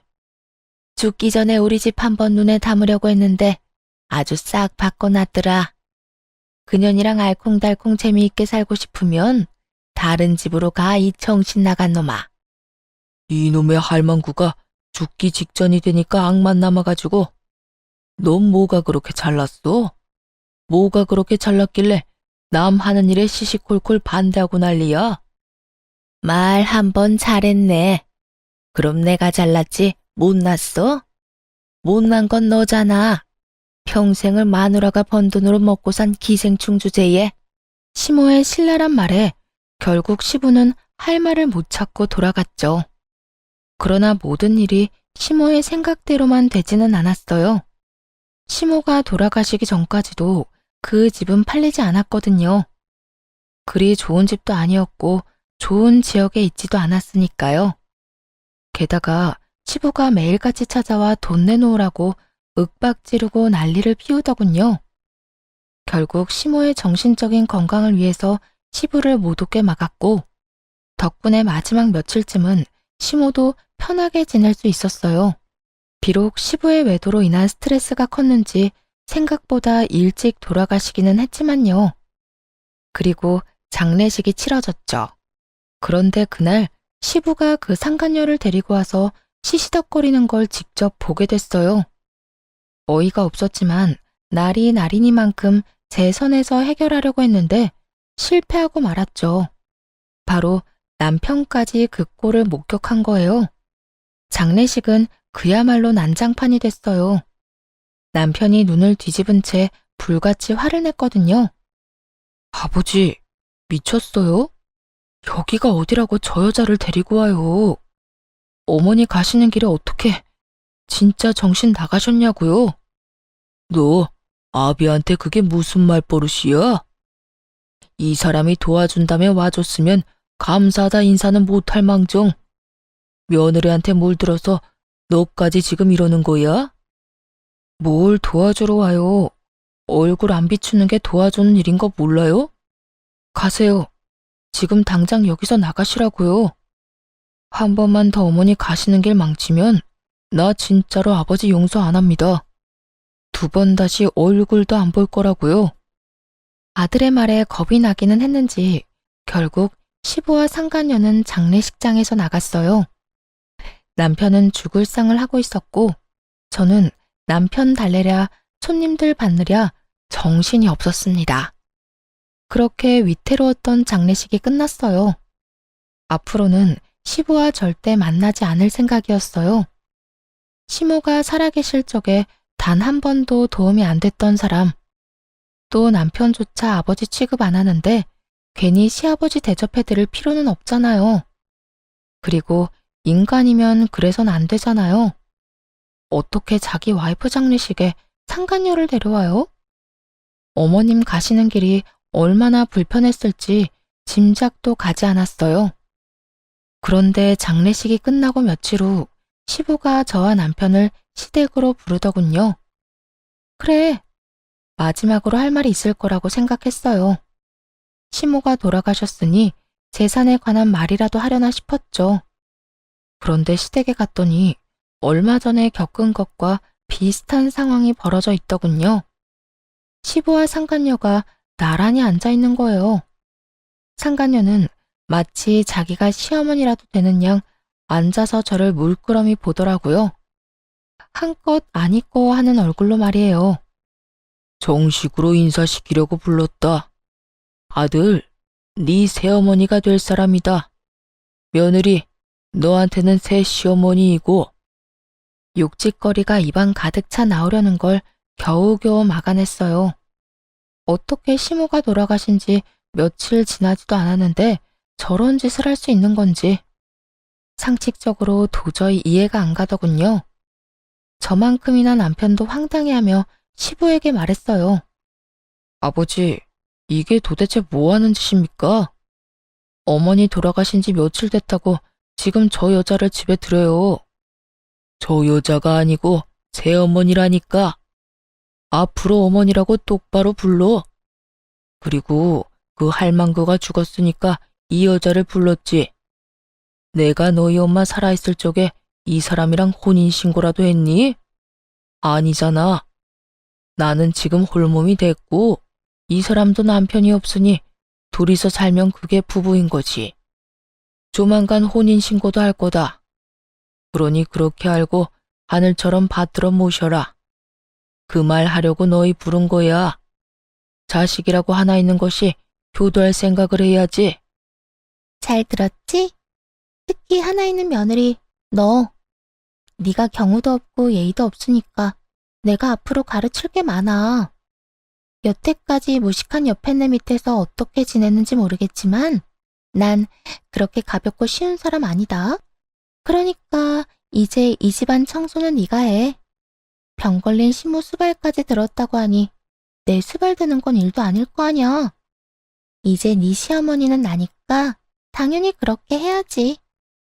정신 나갔어요? 제가 미쳤다고 아줌마 수발을 들어요. 정신이 나가도 한참 나갔네. 저기 아줌마, 저는 두 사람 사이가 어떻게 되든 상관없어요. 그러니까 시어머니 대접 바라지 마세요. 저도 며느리 대접 안 바랄 테니까. 야, 너 말 다 했니? 이제 네 남편이 내 자식이야. 이제 앞으로 내가 네 시어머니라고. 그러니까 넌 당연히 내 말 들어야 하는 입장인 거 몰라? 시어머니 대접을 안 하겠다고? 이 집에서 쫓겨나고 싶어? 쫓겨나요? 제가? 오히려 코웃음을 치자 그 상간녀가 당황하더군요. 그때 남편이 말했어요. 누가 제 어머니예요? 제 어머니는 한 분밖에 없습니다. 그러니까 저한테도 어머니 대접 바라지 마세요. 두 분이서 어떻게 사시든 저희는 상관 안 할 테니까 알아서 하시고요. 그리고 아버지, 남편은 시부를 똑바로 쳐다보며 차갑게 말했어요. 아직도 못 알아들으신 것 같아서 마지막으로 말씀드려요. 아버지가 어머니한테 한 짓, 저는 죽을 때까지 못 잊을 거예요. 돈이란 돈은 다 빼먹고 어머니가 아파서 힘 못 쓰니 어떻게 하셨어요? 다른 여자 데리고 와서 마지막까지 어머니 평온하게 가지 못하도록 만들었죠. 어머니가 고생하면서 아버지한테 해준 것들은 이미 다 잊어버리셨겠죠. 그거 다 저한테는 한이에요. 그러니까 2번 다시 연락하지 마세요. 아들 노릇 바라지도 마시고요. 아버지가 어머니한테 하신 그대로 저도 철저히 무시하며 살 테니까 아버지도 제 도움 바라지 말고 사세요. 아시겠어요? 그래, 좋아, 알겠다. 나중에 유산 물려달라고 와서 짹짹거리지나 마라. 네 엄마 재산 넘보지도 말고. 그러고는 두 사람끼리 아주 웃으며 좋아 죽더군요. 돌아서서 나오는 저희는 본 척도 안 하면서 말이에요. 하지만 그 즐거움이 며칠 안 갈 거라는 걸 알고 있었기에 한껏 비웃어 줬습니다. 역시 며칠 지나지 않아 시부와 상간녀가 친정가게로 찾아왔어요. 남편과 이야기를 하려던 모양인데 그날 저도 함께 있었거든요. 마주치자마자 시부가 득달같이 화를 내더군요. 야, 네 시어머니 재산 네가 빼돌렸지? 다 어떻게 했어? 어떻게 된 게 통장에 돈이 한 푼도 없어? 게다가 집에 있는 담보대출은 도대체 뭐야? 네가 가져갔어? 내가 그 옆에 내 병원 들어간 직후에 확인했을 때는 깨끗했는데. 야, 머리 좋더라고요. 시모가 병원에 들어가자마자 시모 재산을 파악했었다니. 정말 한 번 나쁜 놈은 참 변함없이 나쁘다는 걸 알게 됐어요. 그걸 왜 저한테 물으세요? 제 이름으로 대출을 받을 수 있다고 생각하세요? 그 집이 어머님 이름으로 되어 있는데? 네가 옆에서 시험이 살살 긁어서 돈 빼갔을지도 모르지. 죽을 때까지 옆에 있었으면 알 거 아냐? 돈이 어디로 간 건지 정도는. 나서서 수발든다고 할 때부터 이상했지. 너 이러려고 수발든 거지? 네 시어머니 재산 빼돌리려고. 그러니까 근거 없는 소리 좀 그만하시고요. 은행 가서 누가 담보대출 받았는지 확인이나 해보시라고요. 뭐 확인을 안 해도 본인이 아니고서는 대출을 받을 수가 없잖아요.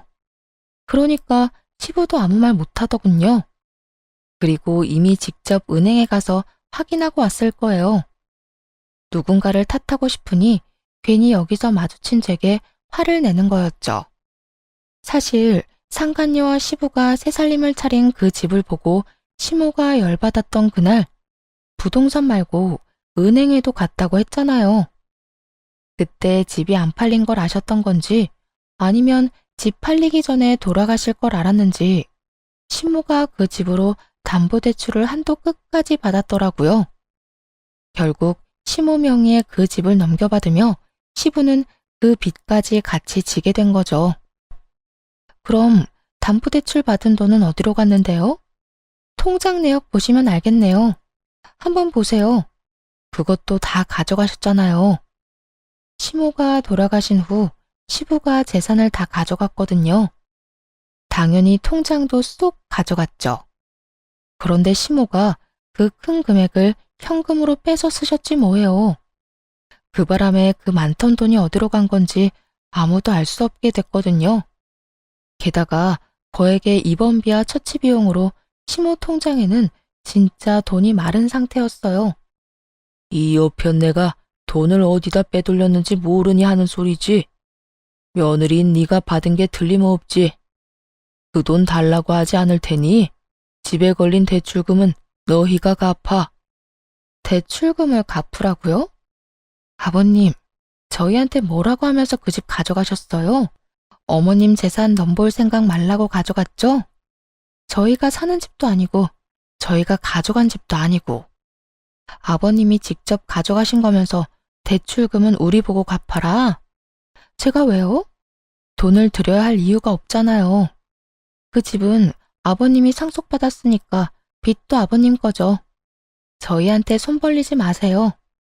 제 말에 시부 옆에 있던 상간녀가 그러더군요. 아니, 자식이랑 며느리가 돼서 그 정도도 못 해줘? 아무리 싸웠어도 가족 간에 이러는 건 말이 안 되지. 핏줄은 아무도 못 끊는 거야. 그러니까 너희가 아버지 부양하는 것도 당연한 이야기고. 자식이 아버지한테 그러는 거 아니야. 그럼 아버지는 뭘 해줬는데요?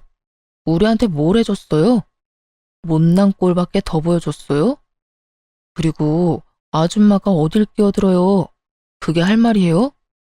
부모 자식 인연을 누가 끊어놨는데? 어머니 자리 차지하며 나랑 아버지 사이를 멀어지게 만든 사람이 누군데요? 방해꾼은 아줌마라는 생각 안 들어요? 모렴치에 몰상식에 뭐 핏줄? 자식이요? 내가 저 아버지라는 작자를 보고 배운 게 뭔지 알아요? 저 인간처럼 살지 말자는 거 딱 그거 하나입니다. 그러니까 자식이니 부모니 그딴 거 운운하지 말고 법대로 하세요, 법대로. 그 집 가져갔으니 알아서 빚 갚으시고 우리한테 어떤 것도 요구하지 마세요. 저는 아버지 만나기도 싫으니까. 남편의 칼 같은 말에 시부와 상간녀는 아무 말 못하고 그대로 돌아서더군요. 할 말이 없었는지 아니면 말이 막힌 건지는 모르겠지만요. 사실 시모가 가진 재산이 적지는 않았어요. 다만 돌아가시기 직전에 모두 처분했기 때문에 저 사람들이 찾지 못할 뿐이었죠. 예를 들어 시모는 대출받은 돈으로 귀금속을 여러 개 사셨었어요. 그리고 그 안에 우리 아들 이름을 새겨서 선물로 주셨죠.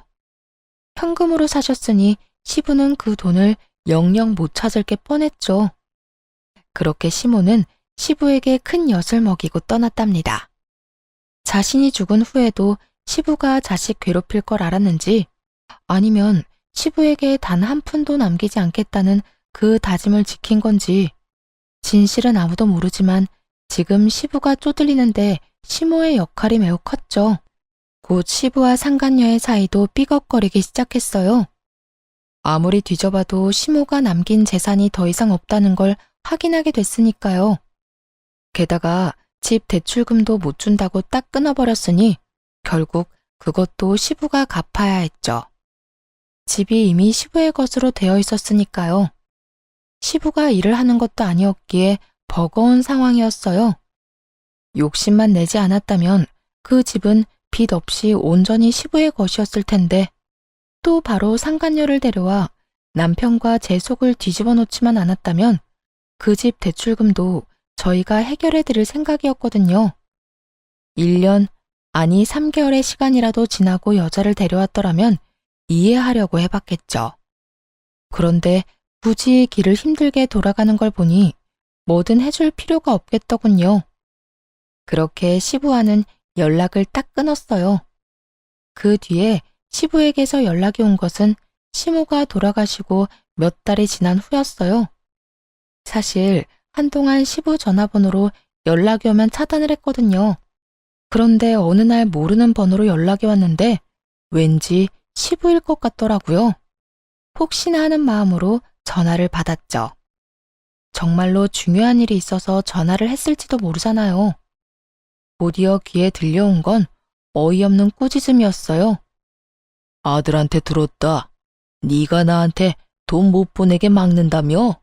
아무리 그래도 그렇지 어떻게 인간이 그럴 수가 있냐? 내가 아무리 너한테, 아니, 네 시어머니한테 몹쓸 짓을 했다고 해도 말이다. 이런 식으로 사람 피말리는 건 아니지 않냐? 명색이 내가 네 시아버지인데 어떻게 돈 한 푼을 안 줘? 늙어서 일도 못하는 노인네 그냥 여기서 말라 죽으라는 말이냐? 긴 소리 안 할 테니 돈 좀 붙여라. 네 시어미가 마지막에 왜 나한테 그런 악독한 짓을 했는지는 모르겠지만 지금 이 집마저도 고물단지야. 대출을 그렇게 많이 끼워놓으면 나더러 어떻게 하라고. 나는 당연히 너희가 갚아줄 거라고 생각했지. 그런데 대출금을 갚아주지도 않고 용돈도 안 보내주면 어떡하라는 거야? 응? 전에 이미 이야기 다 끝난 걸로 아는데요. 그러게 아버님이 알아서 잘하셨어야죠. 솔직히 저는 남편이 돈 달라고 하면 줬을 거예요.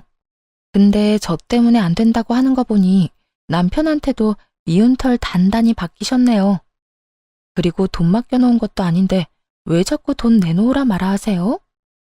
아니, 그러면 그 돈이 다 어디로 갔다는 말이야? 내가 봤을 때 너 말고는 그 옆엔 내가 맡길 곳이 없어. 둘이서 짜고 나 물 먹이려고 그랬잖아. 지금이라도 네 시어머니가 숨겨놓은 돈 나한테 돌려줘. 그러면 더 이상 너희한테 연락 안 한다니까. 아니 그러니까 돈이 필요하면 그 집 파시면 되잖아요. 그 집 팔고 남은 돈으로 생활하시면 되겠네요. 대출 받았다 하더라도 차익이 좀 있을 텐데요. 그때 듣기로는 한 7천만 원 남겨놓고 대출하신 걸로 알고 있어요. 그거 받아서 알뜰하게 쓰시면 얼마든지 생활하실 수 있잖아요. 저희는 부양 안 해드리기로 결정했으니 기초생활수급자 신청이라도 하시고요. 이렇게 말해봤자 해드릴 거 없다고 말씀드렸잖아요. 너희가 있는데 왜 내가 기초생활수급자가 돼야 해? 너희들 그때 그러지 않았냐? 그 여자랑 헤어지면 나 부양해 줄 거라고. 그렇게 이야기한 적 한 번도 없거든요. 시부는 자기 입맛에 맞도록 말을 교묘히 바꿔서 얘기하더라고요. 그래서 그 아줌마랑 헤어지셨어요? 왜요? 둘이 죽이 척척 잘 맞던데 계속 같이 사시지 않고. 그 여자가 그렇게 나쁜 년인 줄 누가 알았겠냐? 내가 아무리 찾아봐도 돈이 없어서 어쩔 수 없이 그 집을 팔기로 했지. 그런데 그년이 그 집 팔고 나서 남은 돈을 자기한테 맡겨달라는 거야. 자기가 갖고 있겠다고 보관만 하겠다는데 그 말을 믿을 수가 있어야지. 아무리 봐도 들고 튈 것 같아서 그 돈 안 준다고 했거든. 뭐 안전하게 내가 들고 있으면 되니까. 그런데 그거 가지고 얼마나 빽빽거리고 잔소리를 하는지. 내가 몇 마디 좀 심한 말 했다고 짐 싸서 도망가 버렸어. 근데 이 여편네가 지 몸뚱어리 하나만 나가면 될걸. 우리 집에 있는 가전이며 가구며 싹 다 팔아먹고 갔잖아. 알고 보니 오죽 독한 게 아니었다 정말. 그래서 지금 집에 TV도 냉장고도 아무것도 없어. 이 상황에서 도대체 어떻게 하란 말이냐? 그 이야기를 듣는데 약간 이상하더라고요. 집이 팔리지도 않았는데 그 여자가 도망을 갔다뇨? 아무래도 시부가 집을 판 게 틀림없어 보였어요. 그래서 따지면서 물어봤죠. 솔직히 말씀하세요. 그 집 파셨죠? 아버님이 집 갖고 있었으면 그 아줌마가 어떻게든 옆에 붙어 있었을 텐데요. 집 판 돈도 안 준다고 하니까 도망간 건 맞죠? 아니에요? 그게 아니면 그 돈도 벌써 다 쓰신 거예요? 역시나 시부는 아무런 대답도 못했습니다. 뭐 그렇겠죠. 돈 나을 구석이 있는데 상간녀가 도망갈 이유가 없잖아요. 특히나 그렇게 호시탐탐 빼먹을 기회만 보고 있던 여자였으니까요. 이제 돈 나을 구석이 없는 것 같으니 세간살이 다 팔아먹고 도망친 게 확실했어요. 상간녀는 사랑에 미친 게 아니라 돈에 미쳐 있었다는 게 증명됐으니. 솔직히 쌤통이었어요. 시부는 자기가 뿌린 대로 거둔 상황이었죠. 이런 걸 보고 인과응보라고 하죠. 그래, 네 말대로 집 팔았다. 그런데 그게 뭐가 그렇게 잘못한 일이라고? 그리고 그 여자도 이제 없는데 무슨 상관이냐? 너희가 나 모셔야지. 늙고 나니 믿을 건 자식뿐이다. 그러니 너희가. 저희한테 책임지우지 마세요. 뭐 전화만 하면 다 해결될 거라고 생각하셨어요? 7천만 원쯤 되는 큰 돈을 1년도 안 돼서 다 쓰셨으면서 웃기네요. 그리고 돈 필요하면 아들한테 이야기하세요. 저는 남편이 달라고 하면 준다니까요. 그런데 어쩌죠? 남편은 저한테 아무런 말도 안 했거든요. 내가 이야기 안 해본 줄 알아? 상황이 어렵다고 제발 돈 좀 붙여달라 애원을 해도 안 주더라. 이게 네가 한 짓이 아니면 누가 한 짓이야? 내 아들 쥐락펴락하는 것도 이제 그만둬라.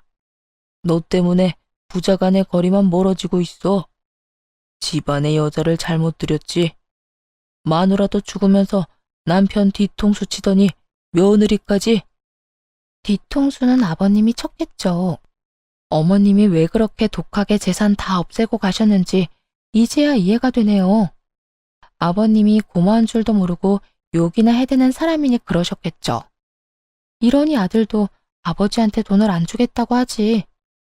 제가 두 사람을 멀어지게 하는 게 아니라는 거 아직도 모르시겠어요?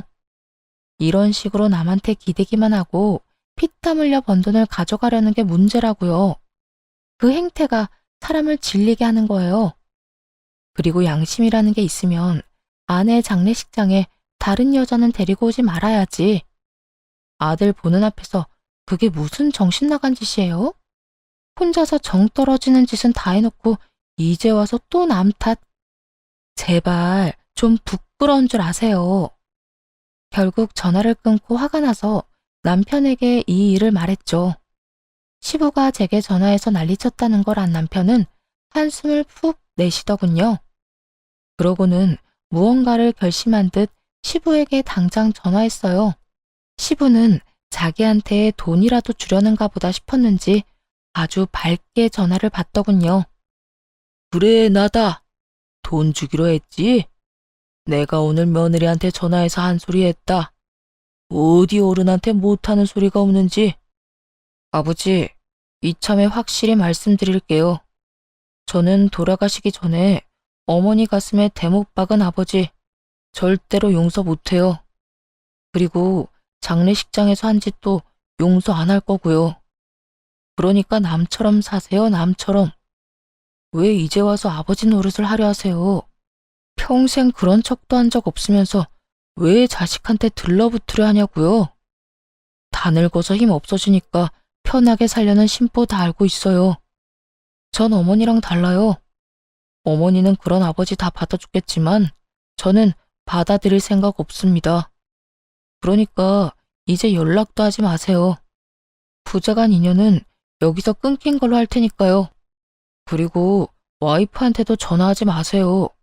앞으로 또 돈 때문에 전화하면 경찰에 신고할 테니 그렇게 알고 있으세요. 야, 아들, 네가 어떻게 나한테 그런 말을 해? 어떻게 네 아버지한테? 핏줄은 끊을 수 있는 게 아니다. 아들아, 다시 한번 잘. 시부가 애원하는데도 남편은 전화를 확 끊어버리더군요. 화가 많이 났는지 숨을 몰아쉬는 남편을 옆에서 잘 달래줬어요. 남편이 시모 사진을 보며 애틋해하는 걸 자주 봤거든요. 그래서 부자 간의 인연을 끊은 결정을 충분히 이해할 수 있었어요. 시부는 그렇게 된 후에야 가족의 소중함을 깨달았던 것 같아요. 기생충처럼 평생 다른 사람이 벌어다 준 걸로 먹고 살다가 와이프도 자식도 상간녀도 다 떠나가고 나니까 그제서요. 하지만 이미 너무 늦고 말았죠. 가족들의 마음이 굳게 닫힌 후였으니까요. 와이프 돈으로 떵떵거리면서 사장님 소리나 들으며 지냈던 사람이라서 그랬을까요? 이제 그러지도 못하고 집에만 박혀 있어야 하니 시부가 어떻게 된 줄 아세요? 우울증에 걸려 병원 치료를 받는다고 하더군요. 게다가 스트레스가 심해져서인지 파킨슨 병까지 진단받았더라고요. 어떤 사회복지사가 시부 상태를 이야기해줘서 그제야 알았습니다. 병원이나 요양원 입원을 한번 생각해봐야 할 것 같다고 하더라고요. 어쩔 수 없이 요양원에 입원을 시키고 매달 요양원비는 내주고 있어요. 찾아간 적은 입원할 때 딱 한 번뿐입니다. 그 뒤로는 가본 적도 없어요. 가족의 소중함을 모르고 함부로 대하면 결국은 혼자 남겨지기 마련이에요. 후회하고 깨달으면 다행이지만 늦으면 늦을수록 만회하기 어렵죠. 가족한테도 절대로 용서받을 수 없다는 걸 알았다면 시부는 이렇게 되지 않았겠죠. 자식한테 더 잘해줘야지. 인간적으로 기본적인 도리는 지켜야지. 시부를 보며 요즘 이런 생각을 하곤 합니다. 지금까지 긴 글 들어주셔서 감사드립니다. 모두 좋은 하루 되세요.